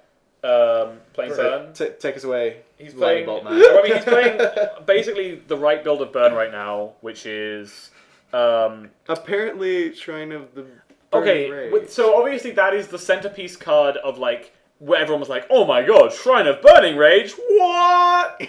But so ignoring the Shrine of Burning Rage for a moment, pretend that card doesn't exist, but look at this bonus. It is exactly how I would build Burn right now. So I played Burn for quite a while before I played Ad Nauseam. I like the deck a lot, but I wanted to play something that just played a bit more. Like I wanted to play different decks for a while to try and like expand my horizons of Magic. So I shifted from one slightly uninteractive combo deck to a more uninteractive combo deck. Spice things up a bit. And now I'm playing Thoughtseize, which is great. Thoughtseize is so good. But so he's playing what I think you should play right now, which is Nona Cattles, but you splash green for Destructive Revelry. Yep. And everything else is like just the best burn spells you can play in those slots. And then this guy made the choice, basically. So he's not playing Eidolon or Great Revel, which Sacred sounds Cow. completely mad. Yep. Because so I'm part of like a competitive. There's big air quotes here, guys. So I know you can't see me. Pretend you can. Pretend I'm He's definitely doing air quotes. Pretending I'm sitting in front of you, and I'm making big air quotes around the word competitive. I'm part of a competitive Burn Facebook group, and so I'm the guys there. I'm not convinced are all that good, but there's a couple good players. There's a couple good players, but there are lots of like people saying I've cut this card from a list, like I've cut Eidolon, for example, and there was a big discussion actually. But like, I don't think Eidolons are very good right now. I don't want to play them. I'm playing X instead, and lots of players get like, oh, how dare you cut this? Burn is perfect. You must play the Eidolons. And I think that what this guy has done, like Logan Brand, has made the choice. I think I've just butchered his name, but that's fine. I'm sorry. That's okay. I'm sorry, Mr. Bryant. Mr. Bryant. He has made the choice to play Burn as like a control deck that has inevitability. Because this is true of Burn. Yep. Sorry, I will talk about Burn for literal years, but we're going to do this slightly different time. I have a reason to do it now because it won a big tournament. He's playing Burn as more like a control deck with inevitability, which you can do because you're playing all these lightning bolts, right? So if you just kill everything your opponent does that can kill you, then you get to like kill them with the lightning bolts you draw off the top of your deck. Gotcha. And Shrine of Burning Rage plays into that plan really well because it allows you to have this insane inevitability as the game goes on, and eventually it's like got 8 counters on it or whatever, and you're like, okay, cool. Sacrifice Shrine, 8 you. Yep, and it's like, rather than when you're playing against a shadow player, rather than being like, oh, well, to be mana efficient now, I need to bolt him now, but that's going to put the shadow to this much, so I now need to like... So, I mean, I actually think that if I was only going to face Death Shadow, I would want Eidolons in my deck. Okay. It dies to removal, and so I saw people saying, like, oh, Shrine of Burning Rage gives them a target for their Cardigan's commands, which, I mean, is relevant, and is something I'd be worried about, but it's more that I've very rarely had games as Shadow go longer than 4 turns against Burn. Yep. And it's possible you can try and play it differently, but I also think it's very hard to kill everything that the Death Shadow player plays, and often you're much more looking to try and just kill them. Absolutely. And Eidolon just makes it very, very hard for the Shadow player to play the game. Because people think, oh, well, it's helping their game plan, it's making them lose life, but you don't want to lose that much life, guys. We want to get to, like, 6 or 7 and then stop against Burn. I think it kind of makes me think of how Thalia can be really annoying for Death Shadow when they're playing against it. It's something where you don't think about it that much the first time you cast a Serum Visions for 2. Yeah. You're like, oh, I do. I'm like, oh man, this card's so bad now. But like, when people are thinking abstractly about it, they don't think about Thalia as being a great card in that matchup, right? Sure. But actually, it just takes you that little bit off your game plan where actually it's really annoying and you have to think a lot about it,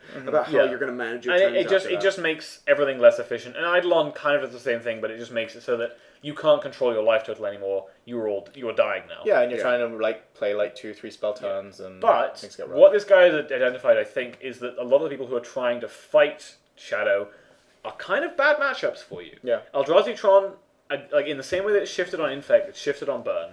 And now it's Burn is a pretty good matchup for them. They're playing cards like Thought here, which Burn is a really hard time beating because it's a fast clock that often takes a burn spell so it can gain them life and blocks everything and doesn't let it bolt. And it's just this really tough card to beat. Yeah. They're playing all these chalices. Yeah. How do you beat a chalice on game one unless you have like a great draw of just all these twos? Yeah. So like your twos have to go really far, and Shrine to Burning Rage is significantly better against those matchups. Absolutely. And so while I think it is worse against green-black decks and shadow decks, it is better in a lot of the wider field, and especially if you're planning on playing a controlling or a variant where you're like, I'm going to try and just make all my games go along. Yeah, it's like a playstyle thing. It's a terrible top deck. It's just abysmal. But I appreciate its place in this list and how he chose to play it. And if you watch his finals, he did play out, especially game 2, like a control deck. Yeah. He was playing relics to make his like green-black opponent synergies all terrible, and so he can be like, okay, play a Tarmogoyf, it's an 0-1, bolt it. And he just allowed himself to get all this time so that eventually he killed his opponent. Yeah, because like if his opponent never deals damage to you, point. you just die. Yeah. Absolutely. So, good job. Yeah, I mean, like, I think he made a really good call and Yeah. played a deck very well in the right way. The way, like, he just knew how to build it and knew how to play it. I think it also shows just how much power is behind archetypes, even when they're not really big in a format like Modern. Yeah, I mean, every good deck is a It's a good deck. Every good deck has so many good ways of pile winning the cards. game. Absolutely. Okay. So next up, big presence at the tournament in general. Good presence in day 2 like top tables. Titan Shift, Simon Nielsen. Ugh.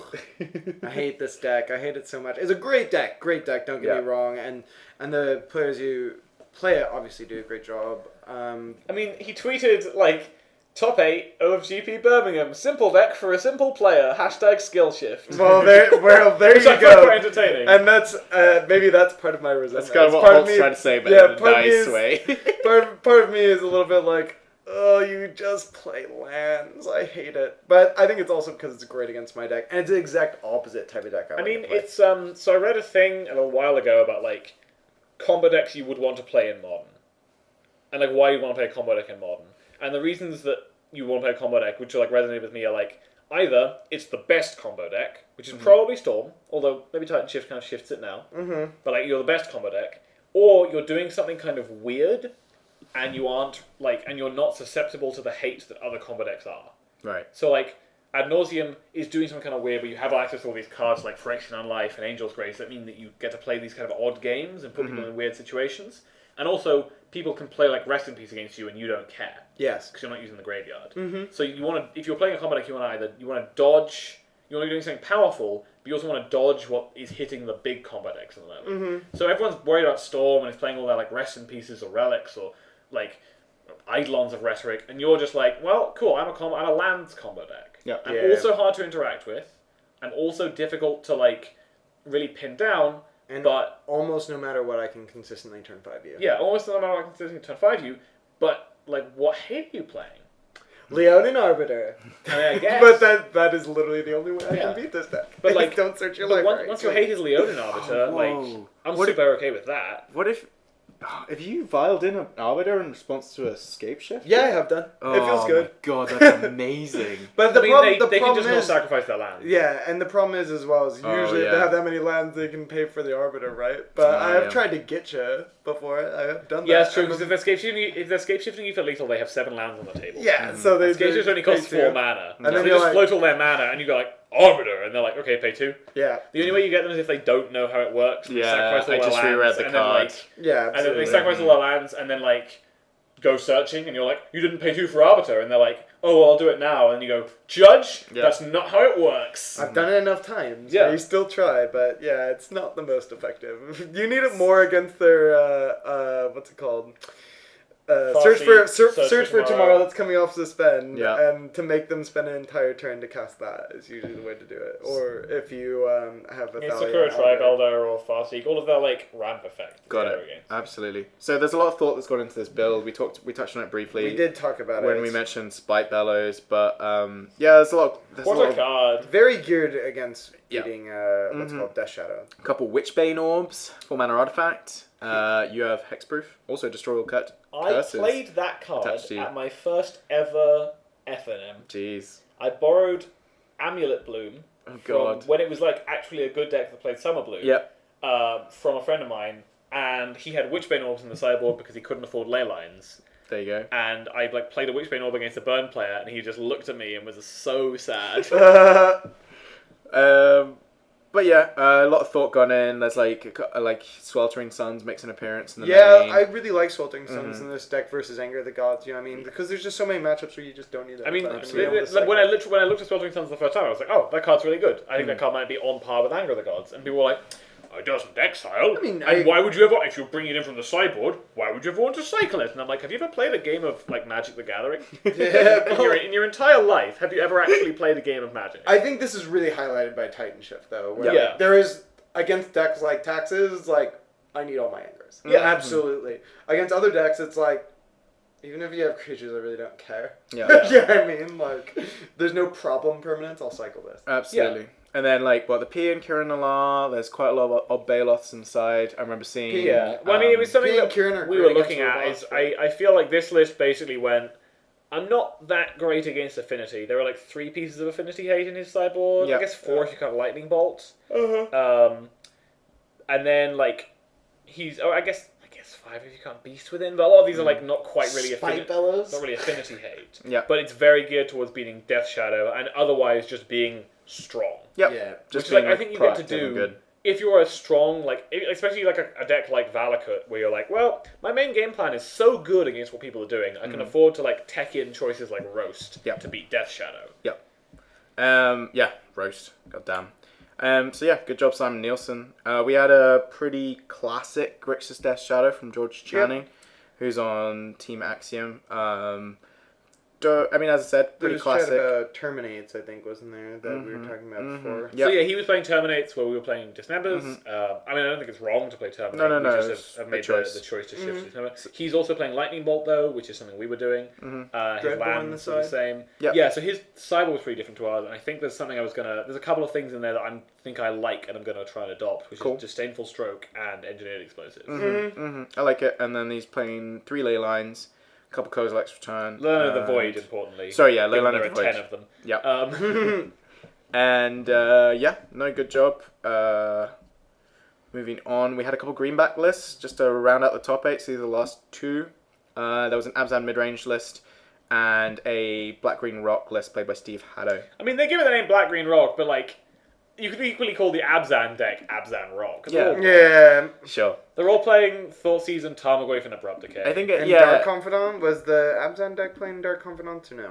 Or was it playing Noble Hierarchs? Or... No. playing He was playing Grimflayer, Grimflayer. Yeah. So I'm on the Dark Confidant train, and I really like Bob right now, actually. But the really cool thing that we're not going to go too deep on both of these lists, but what can be noted about both of them is that they both are heavy on land hate.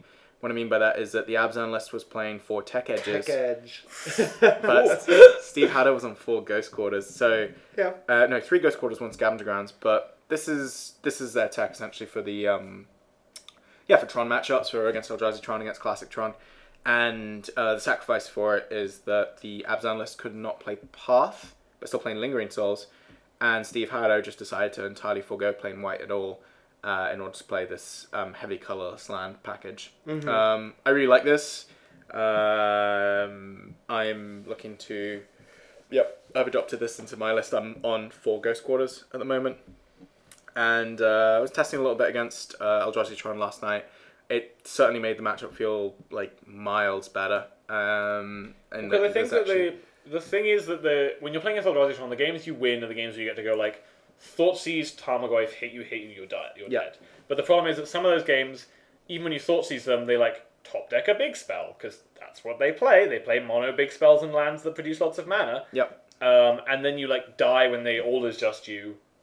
Before your turn before lethal, and you just never get back on board. Absolutely. But then Ghost Quarter allows you to be like, okay, before you, like, the turn before you Orders Dust me, that Tron land is a basic. Yeah. Yeah. And suddenly they can't Orders Dust you that turn. And you haven't taken them off Tron forever. No. You're not, like, surgically extracting their Urza's towers. But it's just enough. It's But enough yeah, to you're have buying that yourself, you're basically saying, I am the aggro in this matchup. I don't play it that well, but I'll give myself all the chances I can. That's it. And you've just got to like beat them up with a Skoos or ideally a Goyf and just take them off tempo with the Ghost Quarters. You get to play cool cards like hyper efficient, like Treetop Village, which I'm a big fan of. Of course I would be. It's a 3/3. And 3 for 2 mana. 3/3 for 2 Relatively mana. speaking. That's three my mana, jam. sort of, but... Yeah. Besides that, Steve Haddo's playing Ramnap Excavator out the board for like really making people miserable, and Liliana's defeat, which feels pretty warping. And outside of that, it's all pretty standard. I think I like Liliana's defeat in the green-black deck a lot more than I Yeah. do. So people were talking about it in the Shadow Mirrors, and I don't really like it there, but I think especially if I'm playing green-black, and I'm busy looking for things, because green-black has real difficulty, like, straight green-black has real difficulty answering a Gurmag Angler, right? Absolutely. So you're looking at things like Dismember, Yep. which is just miserable, really. Not where you want to be. And go for the I mean, throat. I say that having played 2 Dismembers on my list, but I think that in this list specifically, it's less what you're looking for. So you're playing things like Go for the Throat, but I think Liliana's defeat is great. It's also obviously very good in matchups where people are playing Liliana playing Yep. Walkers, and you get to be like, oh, you played your Liliana. I will kill it for 1 mana. Yeah. And it's probably still taking a card off me, but it's taking a card off you too, so And that's you lose fine. 3 life. Yeah. Which can be relevant. So yeah, I think this is really heads up. Really cool. So I've adapted it and playing it this weekend. So I think it's a good segue.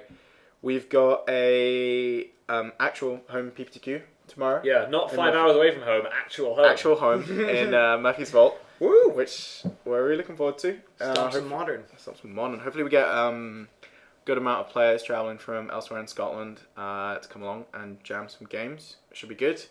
And Just jamming games. That's- Not all playing for an invite. Not grinding hard for our desperate hopes for and dreams for the future. We're Just try- jamming games. We're trying to have fun, you know. Absolutely. I don't know about you, Dan, but This is my life. This is no fun at all. This I is mean, life or that death. doesn't say it can't be fun. That's true. That's true. I mean, no, but I don't know. no, but you're absolutely right. I totally agree. Like, that's the most fun I have playing Magic. I actually cannot play a game of Commander because if there are no stakes and I'm not I competing, try, but I find it difficult.